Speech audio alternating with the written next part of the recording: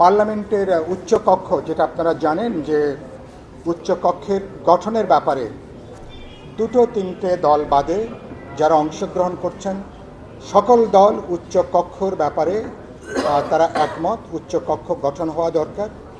একই সাথে উচ্চকক্ষের সদস্য এটা 100-তে এটাকে সীমাবদ্ধ করা, তার মানে একটা দুটো তিনটে দলের ভিন্নমত থাকার পরে সাধারণ একটা কনসেনসাস উচ্চকক্ষ হবে এবং ন্যূনতম 100 জন তার সদস্য হবে।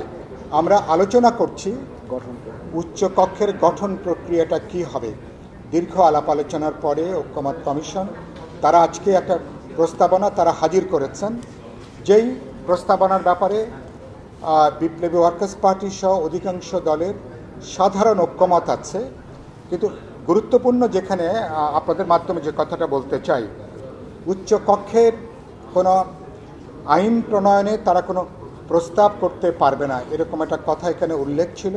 পরে কথাটা আলোচনা এসছে যে তারা যদি কোনো বিষয়ে প্রস্তাব করতে চান সেই সুযোগটাও থাকবে, এরকম একটা আলোচনা সেই জায়গাটা এসছে। এবং সেখানে আর উচ্চকক্ষের ব্যাপারে তাহলে প্রধান মতপার্থক্যের জায়গাটা কোথায়? বিএনপি সহ যারা এই ব্যাপারে নোট অফ ডিসেন্টের কথা বলছেন, তারা পার্লামেন্টের আসনের তাদের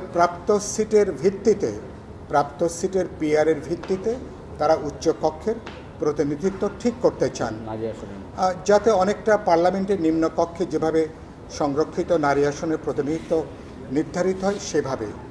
আর বিপ্লবী ওয়ার্কার্স পার্টি সহ বিপুল অধিকাংশ রাজনৈতিক দল যারা অংশ নিচ্ছেন, আমরা বলেছি যে দলগুলোর সারা দেশে প্রাপ্ত ভোটের সংখ্যানুপাতিক হারে উচ্চকক্ষের যে 100 সিট তার প্রতিনিধিত্বটা নির্বাচন হওয়া দরকার।